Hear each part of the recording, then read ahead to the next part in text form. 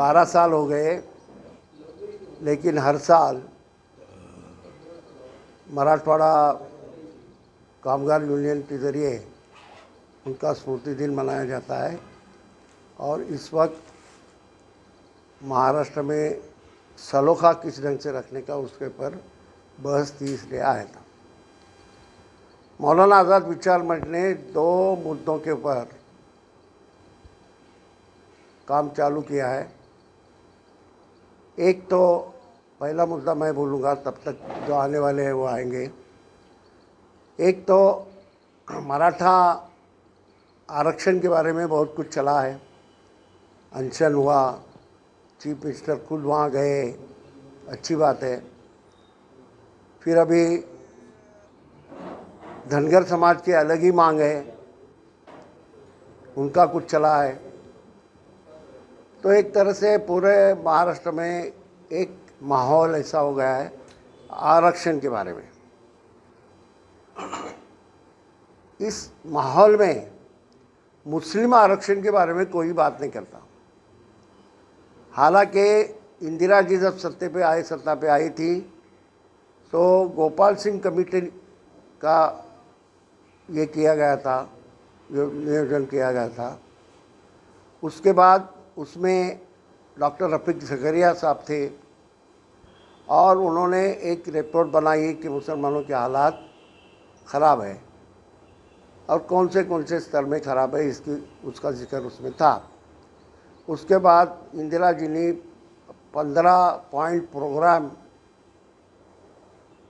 मुसलमानों की जिसके लिए तरक्की के लिए रखे गए, लेकिन उसकी ठीक ढंग से अमल बजावनी हुई ऐसा मुझे लगता नहीं। जब मनमोहन सिंह जी की सरकार आई तो उन्होंने सच्चर कमेटी का आयोजन किया। जस्टिस सच्चर ये समाजवादी विचारों के थे और वो सच्चर कमेटी ने कंपैरेटिव स्टडी करके, यानी मुसलमान और दूसरे जाति के लोग, फिर आदिवासी होगा, दलित होगा, ओबीसी होगा, ऊंचे स्तर के लोग होंगे, इनकी कंपैरेटिव स्टडी करके एक रिपोर्ट तैयार किया। और ये मुसलमान जो पीछे पड़ा हुआ है उसके लिए क्या क्या कर सकते हैं उसकी मालूमात वो इसमें रिपोर्ट में दी गई है। उसकी अमल बजावनी नहीं हुई। फिर उसी वक्त मनमोहन सिंह जी ने रंगनाथ मिश्रा कमीशन की स्थापना की। रंगनाथ मिश्रा जी ने साफ कहा कि मुसलमानों को रिजर्वेशन होना बहुत ज़रूरी है और हर क्षेत्र में वो पीछे पड़े हैं, उसके लिए प्रोविज़न भी करना बहुत ज़रूरी है। महाराष्ट्र में जब मराठा समाज को रिजर्वेशन देने की बात चली तो एक बात पहले ही मैं कहता हूँ कि हम लोग मराठा समाज के मज़दूरों में काम करने वाले हैं। मैं खुद उसमें भी था, मिल मज़दूरों में। और मराठा समाज में मेहनत कश है या भूमिहीन है या छोटा किसान है, इनकी हालात मराठा बोलने के बाद अपने दिमाग में मंत्री एजुकेशन संस्था चलाने वाले लोग आते हैं। ऐसी बात नहीं, वो समाज भी गुर्बत में अटका हुआ है, तो उनको कहाँ न कहाँ दूसरे समाज के बराबर लाने के लिए कोई प्रोविज़न होनी चाहिए, इसलिए उनको आरक्षण देना चाहिए। इसका समर्थन हम लोगों ने हमेशा किया। अभी 5% रिजर्वेशन मुसलमानों को देना चाहिए, महमूदुल कमेटी ने ये रखा महाराष्ट्र सरकार के पास। तो 16% मराठाओं को और 5% मुसलमानों को ऐसा प्रपोज़ल किया गया, ऐसा पास भी हुआ और ये कोर्ट में गया। तो हाई कोर्ट में इस तरह का मराठा समाज या मुस्लिम समाज भी सोशली बैकवर्ड नहीं है, इस मुद्दे को लेके उन्होंने वो खारिज किया। लेकिन हाईकोर्ट ने ये भी कहा कि मुस्लिम समाज एजुकेशन में पीछे रहा है और उसके लिए रिजर्वेशन देना चाहिए। ये रिकमेंडेशन करने के बावजूद भी उसका कुछ हुआ नहीं, क्योंकि सरकार जब आई बीजेपी की तो उन्होंने इसके बारे में कुछ किया नहीं। तो अभी जब मराठाओं के रिजर्वेशन के बारे में सरकार सोच रही है तो हमारा ये कहना है कि ये रिजर्वेशन का सोच जो है उस वक्त मुसलमानों को भी रिजर्वेशन मिलना चाहिए। लेकिन यही बात तक सीमित नहीं है, बल्कि मुसलमानों को रिजर्वेशन भी दीजिए और 11.5% मुसलमान महाराष्ट्र में हैं तो उनको बजट में भी प्रोविज़न कीजिए। उनके बच्चों की शिक्षा की बात है, उनके नौकरी की बात है। महाराष्ट्र सरकार में एक भी मुस्लिम सेक्रेटरी नहीं है। उनके इसकी बात है, उनके एरिया की डेवलपमेंट की बात है, उनके इसकी बात है, तिजारत उद्योग धंधे की बात है। इसके लिए अलग प्रोविज़न होना बहुत ज़रूरी है। जैसी दलितों को, आदिवासियों को की जाती है वैसे करना बहुत ज़रूरी है। एक बात मैं कहूँगा कि आज़ादी के बाद इस देश में सारे समाज कहाँ न कहाँ तरक्की किए। आदिवासी ने जो जिस स्तर पे आदिवासी था वहाँ से थोड़ा आगे वो गया है। दलित तो बड़े पैमाने पे गया, ओबीसी भी मुसलमानों के आगे है, दूसरे समाज हैं ही। तो एक ही समाज ऐसा है कि आज़ादी के वक्त जिस स्तर पे वो था वहाँ से नीचे आ गया है। एक ही समाज है और इस समाज के ऊपर नज़रअंदाज करना इस तरह से बिल्कुल गलत बात है। इससे देश का भी नुकसान होता है। मुसलमानों में जो बातें हैं उसका अच्छी तरह से अगर वापर करेंगे तो देश की उन्नति के लिए और समाज की उन्नति के लिए भी अच्छा होगा। इसलिए उनको दूसरे समाज के बराबर में लाने के लिए खास सहूलतें होना चाहिए। ये हमारी मांग है। मैं ये कहूँगा कि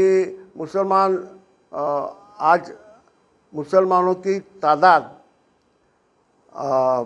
पॉवर्टी इसे रेखा के नीचे अगर कोई समाज बड़े पैमाने है तो मुस्लिम समाज है। कौन से भी शहर में जाओ, मुसलमानों की तादाद झोपड़पट्टी में सबसे ज़्यादा है। मुंबई में तो बड़े पैमाने के, मुंबई में 80% मुसलमान झोपड़पट्टी में रहता है। उनको स्कूलें बंद कीजिए, प्राइवेटाइजेशन स्कूल का होने की वजह से स्कूलें नहीं, माहौल जिस ढंग से बना है, लड़कियों का एजुकेशन नहीं। ऐसे हालात में मुस्लिम समाज है उसको आगे लाना बहुत ज़रूरी है। मुसलमान बहुत अच्छा कारागिर होता है, उसकी उंगलियों में अल्लाह ताला ने बड़े ये किए, वो जादू दिए, वो कुछ भी करता है। वो टीवी आपका दुरुस्त करता है, वो एसी आपका दुरुस्त करता है, वो आपका फ्रिज दुरुस्त करता है, वो आपका नल दुरुस्त करता है, वो आपकी साइकिल दुरुस्त करता है, वो आपकी गाड़ी दुरुस्त करता है। क्या कर नहीं सकता, सब कुछ करता है। तो उसको अगर एजुकेशन मिलेगा तो वो कहाँ के कहाँ जाएगा। चांद के ऊपर जाने की जो सोच रहे हैं तो उसमें मुसलमानों को एजुकेशन देंगे तो वो उसमें बहुत मदद कर सकेंगे, वो साइंटिस्ट बनेगा। तो ये उनके ऊपर नज़रअंदाज करना बिल्कुल गलत है, ये हमारा मुद्दा है। इसलिए हम 21 अक्टूबर को मुंबई में एक मुस्लिम कॉन्फ्रेंस ले रहे हैं, ये सवाल के ऊपर, रिजर्वेशन के सवाल के ऊपर। और उसके बाद औरंगाबाद है, अकोला है, ये है अपना धुलिया या मालेगांव, कोल्हापुर है। ऐसी जगह भी हम कॉन्फ्रेंस लेके मुसलमानों की एक मांग जो है उसका समर्थन बढ़ाने का काम हम लोग करने वाले हैं। 21 तारीख को मुंबई में कॉन्फ्रेंस होगी, उसका पूरा कार्यक्रम आएगा 1-8 दिन में, और उसकी तैयारी चालू भी की है। उसके लिए तैयारी के लिए 8-10 दिन के पहले हम लोगों ने एक मुंबई में मीटिंग भी ली थी, और उसकी जिम्मेदारी अलग अलग लोगों के ऊपर दी गई है।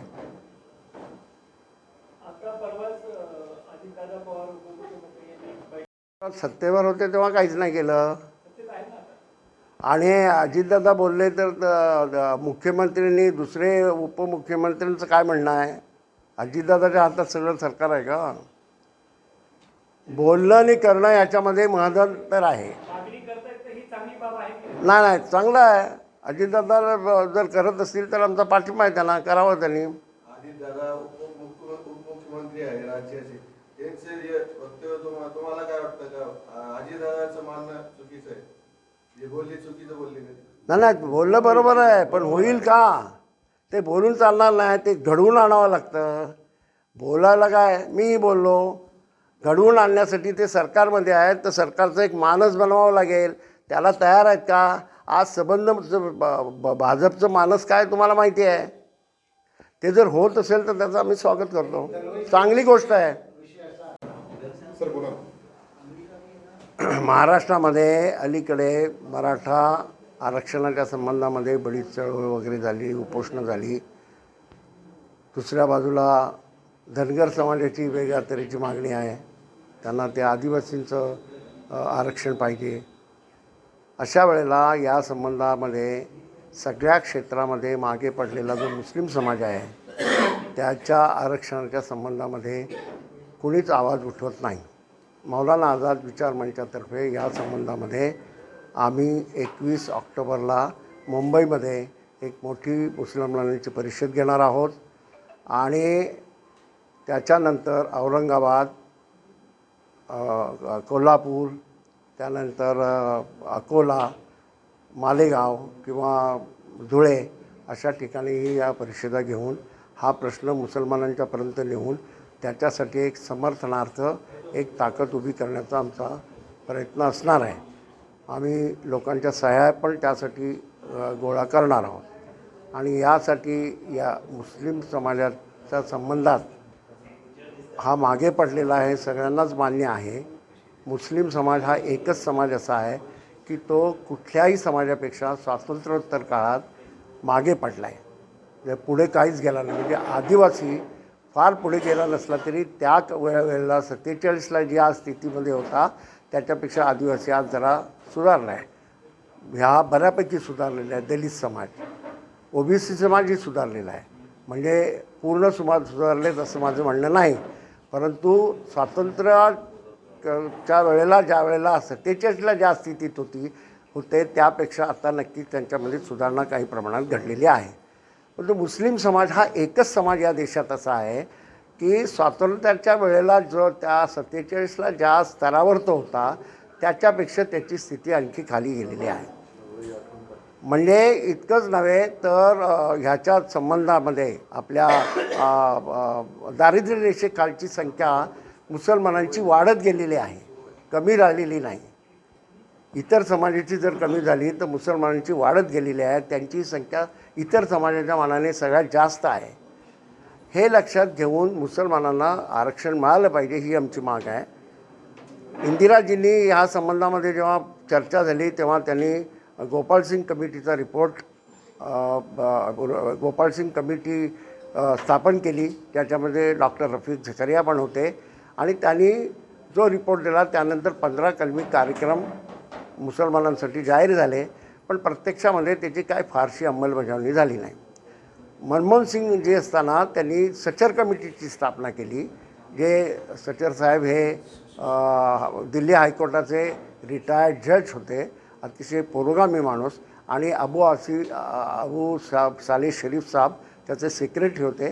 त्यांनी अतिशय चांगलं काम करून तो रिपोर्ट दिला, आणि मुख्य म्हणजे कंपॅरेटिव्ह त्यांनी स्टडी केला, तुलनात्मक, आणि तो रिपोर्ट दिलेला आहे.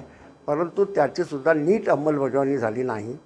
नंतर मनमोहन सिंगांनीच रंगनाथ मिश्रा कमिटी स्थापन केली, आणि रंगनाथ मिश्रा कमिटीने मुसलमानांना आरक्षण देऊन त्यांना पुढे आणण्याच्या दृष्टीनं प्रयत्न झाले पाहिजे आणि इतर त्यांचे जे प्रश्न आहेत, रोजगाराचा प्रश्न असेल, त्यांच्या व्यापाराचा प्रश्न असेल, त्यांच्या वस्ती साफसफाई करण्याचा प्रश्न असेल, त्यांच्या मुलांच्या शिक्षणाचा प्रश्न असेल, यासाठी प्रोव्हिजन केली पाहिजे, हे पण त्यांनी रेकमेंड केलं, परंतु काही झालं नाही. महाराष्ट्रामध्ये मराठ्यांना आरक्षण देण्याच्या संबंधामध्ये जेव्हा चर्चा झाली तेव्हा आघाडीचं जे सरकार होतं त्या सरकारने एक निर्णय असा घेतला की मराठ्यांना 16% आरक्षण आणि मुसलमानांना 5% आरक्षण. कारण महमूदुल कमिटी जी आली होती, त्या महमूदुर रहमान कमिटी, त्या कमिटीने 5% आरक्षण मुसलमानांना सुचवलं होतं, म्हणजे संख्येच्या अर्ध. महाराष्ट्रात मुसलमानांची संख्या 11.5% आहे, अर्ध्यापेक्षा एक कमीच आहे. महाराष्ट्रात मराठ्यांची संख्या 28-29% आहे, पण 16% त्यांना दिलं गेलेलं आहे, 32% आहे असं समजून. आमचं त्याच्याबद्दल तक्रार नाही, पण 5% तरी द्या ना. हे जेव्हा प्रकरण कोर्टामध्ये गेलं, हायकोर्टात, तेव्हा सामाजिकदृष्ट्या हे समाज मागासलेले नसून त्यांना असं हे आरक्षण देता येणार नाही अशी त्यांनी भूमिका घेतली आणि ही मागणी त्यांनी फेटाळली. त्यानंतर कोर्टानेच त्यामध्ये असं म्हटलेलं आहे की मुस्लिम समाज शिक्षणामध्ये फार मागासलेला आहे आणि त्याला तिथे मात्र आरक्षण द्यायला काय हरकत नाही शिक्षणापुरतं. पण दुर्दैवानं तेही नंतर झालं नाही. आणि आता त्यानंतर BJPचं सरकार आलं. आता जे सरकार आहे ते आणखी काय आहे ते तुम्हाला माहिती आहे. तर या संबंधात काहीच होत नाही. उपोषणं सोडायला मुख्यमंत्री वगैरे जातात, फार चांगली गोष्ट आहे, परंतु मुस्लिमांच्या आरक्षणाच्या संबंधात कुणीच बोलत नाही. मुस्लिम नेतृत्वही फारसं काय बोलत नाही. म्हणून आम्ही हा प्रश्न उठवायचं ठरवलेला आहे आणि त्यासाठी 21 तारखेला मुंबईमध्ये मोठी मुसलमानांची परिषद घेण्याचं ठरलं आहे. सर, तुम्ही आरक्षणासाठी रस्त्यावर उतरला? रस्त्यावर उतरण्याची वेळ आली तर रस्त्यावर उतरणार, पण रस्त्यावर उतरणार म्हणजे शांततेने उतरणार. आम्ही गांधीजींना मानणारे लोक आहोत, कसली अहिंसेला मानणारे लोक आहोत. अहिंसेच्या मार्गाने, आणि गांधीजी असं म्हणालेत, अहिंसेने जाणारा, अहिंसेचा मार्ग हा सगळा धैर्यशील मार्ग आहे. सगळ्यात कठीण मार्ग जर काय असेल तर अहिंसेचा मार्ग आहे, त्या मार्गानेच आम्ही जाणार. रिझर्वेशन फ्रंट महाराष्ट्र तर्फे हुसेन दलवाई साहेबचा जे तर त्यांनी जे कार्यक्रम जाहीर केला की मुस्लिम आरक्षणासाठी ते 21 तारखेला मुंबईला एक परिषद घेणार आहे. मुस्लिम रिझर्वेशन फ्रंट त्याला सपोर्ट करतो, त्यांना समर्थन देतो. आम्ही मुस्लिम रिजर्वेशन फ्रंट, आपको याद होगा कि आमखास मैदान पे हमने मुस्लिम आरक्षण परिषद दिए थे, असदुद्दीन अवैसी और निहाल अहमद की अध्यक्षता में. वो 1.5 लाख आदमी की वो थी और उसके बाद वो लिए हमने आपके परिषद आम्ही घेतले आणि त्यानंतर पृथ्वीराज चव्हाणने ते जाहीर केला होता की 5% आरक्षण मुसलमानांना द्या. नंतर ते कोर्टात गेला. कोर्टात ते असं म्हणाले की शैक्षणिक दृष्ट्याने मागासलेला जे समाज आहे, कोर्टाने असं दिलं की शैक्षणिक दृष्ट्याने मागासलेल्या समाजाला 5% आरक्षण आपण देऊ शकता. पण आमची मागणी मुस्लिम रिझर्वेशन फ्रंटची वेगळी आहे. आम्ही संख्याच्या आधारावर, संख्याप्रमाणे जे पर्सेंटेज आहे, संख्याच्या आधारावर मुसलमानांना आरक्षण द्या, अशी आमची मुस्लिम रिझर्वेशन फ्रंटची मागणी आहे. तरीसुद्धा आम्ही यांचे आंदोलनला, यांचे कार्यक्रमला, मुस्लिम रिझर्वेशन फ्रंटचे कोणी कार्यक्रम घ्या, आम्ही त्याला सपोर्ट करणार आहे. त्यासाठी आम्ही आज हुसेन दलवाई साहेबांचे अध्यक्षतेखाली एक बैठक पण ठेवलेली आहे 5 वाजता.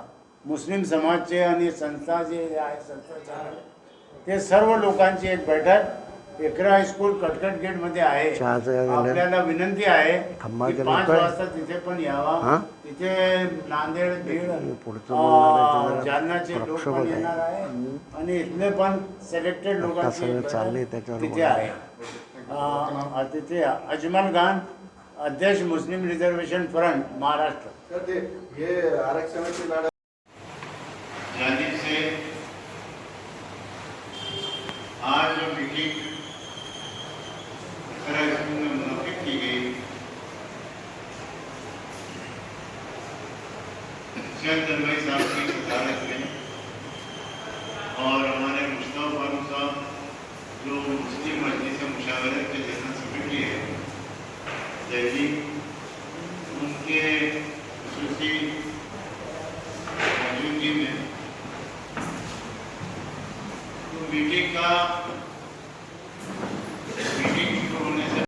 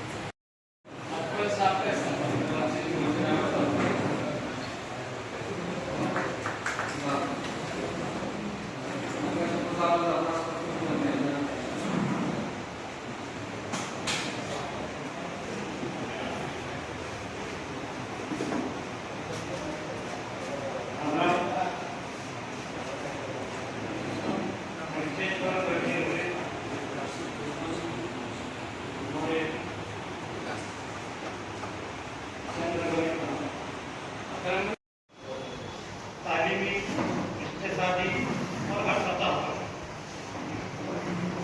इसके लिए मौलाना आज़ाद विचार मंच की जानिब से बॉम्बे में एक मीटिंग रखी गई है। उस खसूस में आज यहाँ आप तमाम लोगों को रिजर्वेशन महाराष्ट्र की जानिब से मदद किया गया है ताकि मुस्लिम रिजर्वेशन के ताल्लुक से हमारा क्या राय है और हमने हुकूमत से अपने इस मुतालिबे को मनवाने के लिए तो इससे पहले कई काविशें और कोशिशें हो चुकी है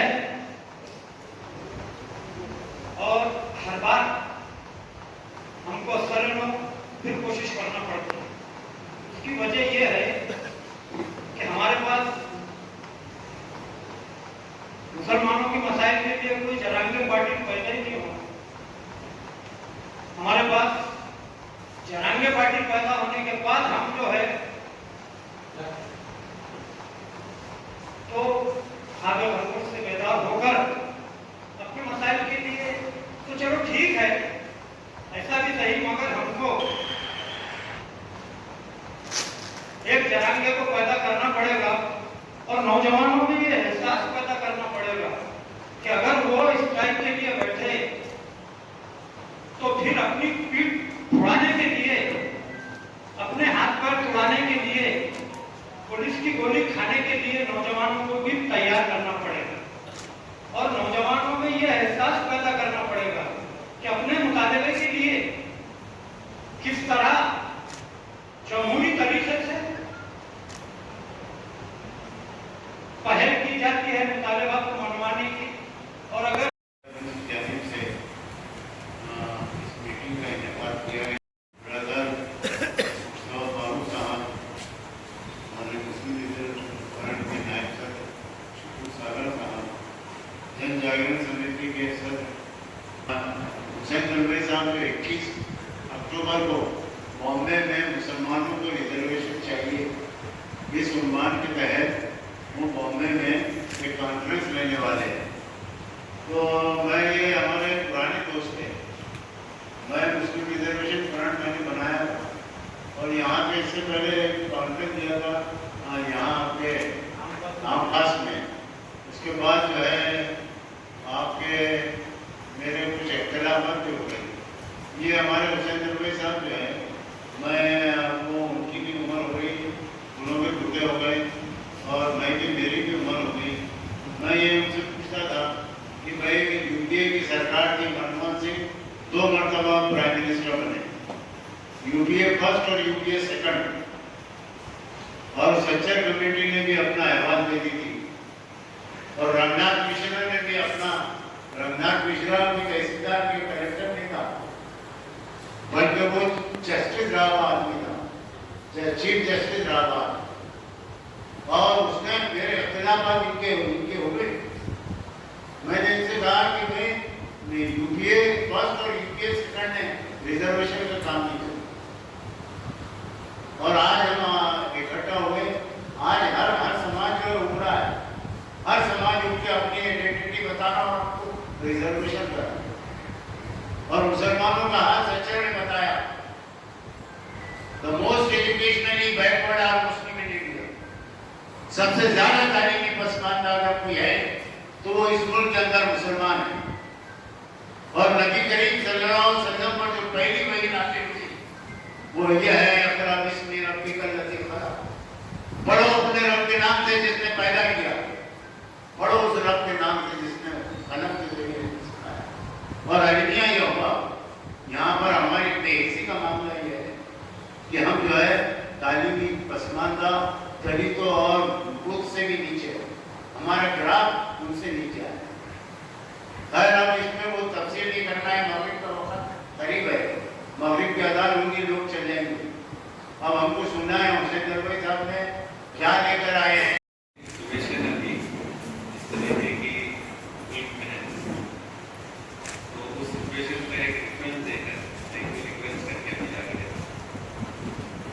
जिस सेक्टर कमेटी की जिस की बात सामने की और उस सेक्टर कमेटी की कंक्लूजन के लिए जनाब मिश्रा कमीशन बना, कमीशन ने बहुत क्लियर कट रिकमेंडेशन कर। वो दौर था यूपी में जब मुसलमान रिजर्वेशन के लिए उम्मीद रखता था और डिमांड। अब इतना चेंज है कि मुसलमान डिमांड करे, इसलिए कि जो प्रेजेंट गवर्नमेंट है उससे सिर्फ मुसलमान नहीं लेकिन पॉलिटिकल कॉजेज जो रिसेंटली नए सदन में राहुल जी गए, उसके बाद उन्होंने प्रेस कॉन्फ्रेंस की तो राहुल गांधी ने कहा कि मुझे कि ये जो विमेन रिजर्वेशन आया है हम उसको सपोर्ट करते हैं और ना सिर्फ सपोर्ट करते हैं, सिर्फ वो उसमें जो एडिशन किए गए हैं बहुत जल्दी है खत्म करने का। तो सवाल से उन्होंने जब एक बात मुख्तसर करके इसके डिटेल में जाऊंगा, लेकिन उन्होंने बहुत इंसिस्ट करके डिस्कस करना पड़ेगा और वो है जेनोसाइड वॉच। जेनोसाइड वॉच के तहत कहते हैं कि वो जो 10 स्टेप्स हैं तो भारत में ज़्यादा 10 स्टेप में है कि किसी कम्युनिटी का जेनोसाइड किया जाए। हम उसको एनालिसिस नहीं मानते, लेकिन उसमें कुछ चीज़ें हैं और उसमें ये है कि मुसलमान को ये शहरी मानने को तैयार है।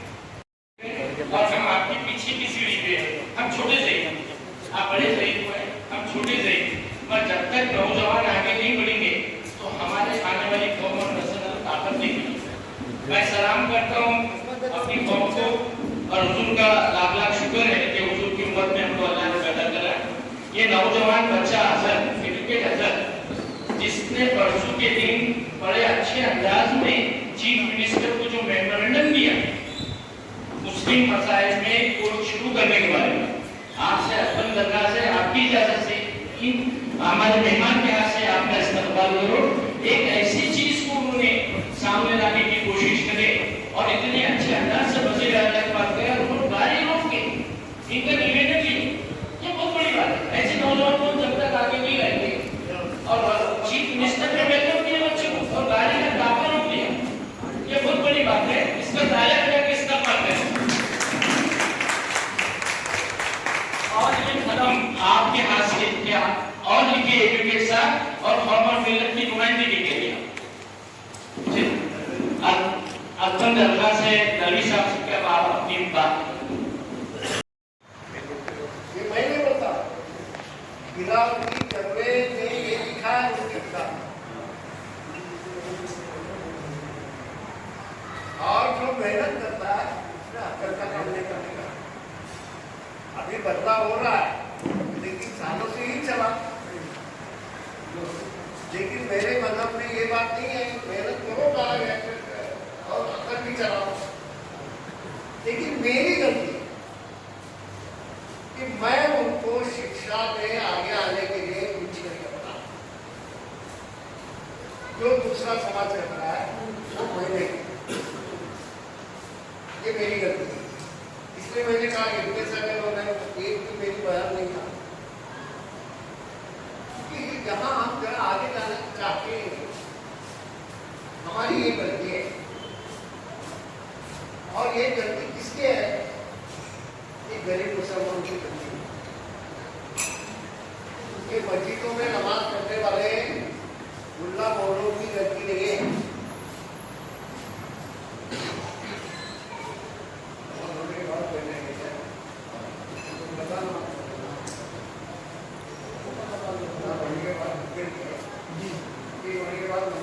चलेगा ना? तो मेरा कहना ऐसा है कि ये गलती किसकी है? ये गलती बड़े लिखे हमारी गलती।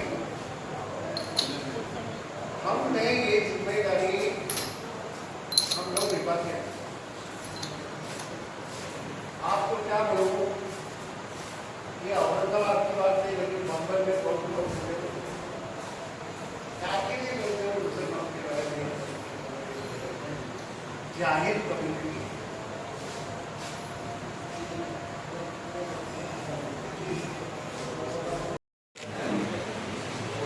चालू रखो।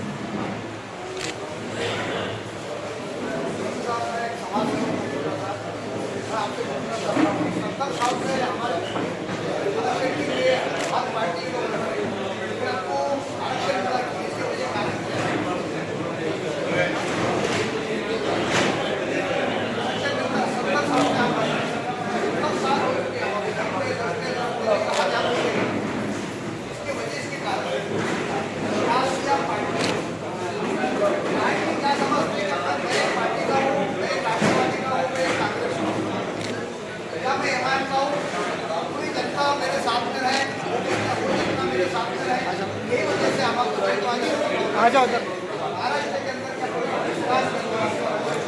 ये पीछे करो ना।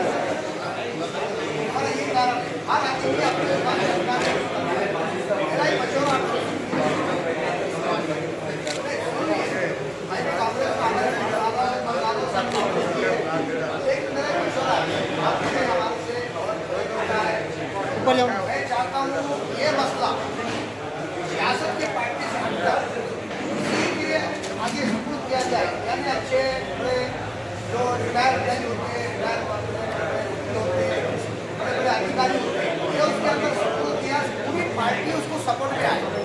पूरी पार्टी जितनी भी कांग्रेस हो, समाजवादी हो, सपोर्ट करना चाहिए।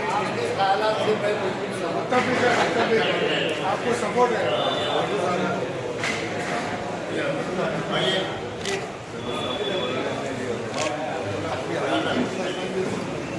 मुसलमानों के आरक्षण के लिए आप महाराष्ट्र के पूरे दौरे करने वाले हैं और आपके साथ औरंगाबाद से कौन कौन जुड़ा है? ऐसा है कि मौलाना आज़ाद विचार मंच के ज़रिए ये अगुवाई हमने की है, लेकिन इसके ऊपर काम करने वाले अलग अलग संगठन हैं।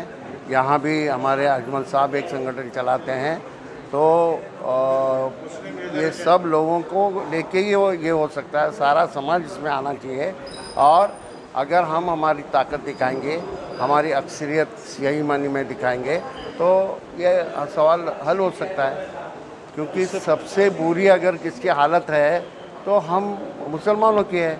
मुसलमान 1947 में जिस स्तर पे था उससे नीचे गया है। बाकी सारे समाज कुछ न कुछ तरक्की किए हैं, बहुत नहीं किए होंगे, लेकिन आदिवासी भी आगे गया है, दलित भी आगे गया है, सारे समाज आगे गए, लेकिन मुसलमान पीछे गया है।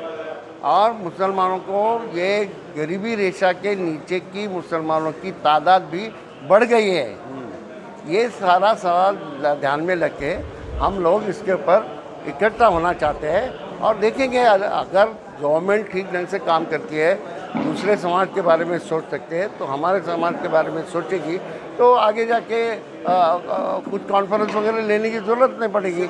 लेकिन खाली जुमले नहीं होने चाहिए, क्योंकि मोदी जी जिस तरह से जुमले करते हैं वैसे जुमले नहीं होने चाहिए। इससे पहले भी रेल रोको आंदोलन हुआ था और रेल रोको आंदोलन भी हुआ था इससे पहले भी, लेकिन औरंगाबाद शहर में रेल रोको आंदोलन हुआ था। सब कुछ हुआ, लेकिन कुछ हुआ नहीं, तो इसका मतलब नहीं हुआ इसलिए चुप रहने का क्या? नहीं साहब, लड़ना चाहिए ना।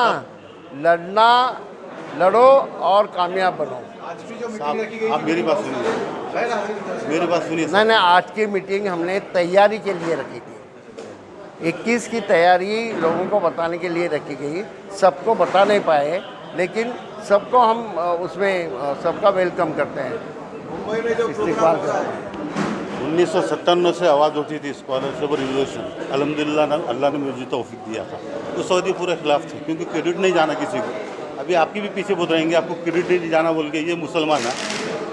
रेला रोका महाराष्ट्र में 3 असल जगह, मकसद सुन रेल लीजिए। रोको, रास्ता रोको, हर असल चीज़ हमने इसमें की है। राजकीय पार्टियां समझे? उस वक्त हमारे ये जो लोग साथ हैं ना आपके हमने- साथ, हमने इनको ये देखा लोग भी हो, मुझे सुना बोलते थे भी हो। खिलाफ, ये मेरे साथ नहीं आई। साहब का ये काम अजमल खान दिल साहब से मैं एक ही होता पार्टी के है जनता और दल में था इखलास से मैं होता है। जनता दल में आपसे मुलाकात किया हुआ हूँ। Yes yes.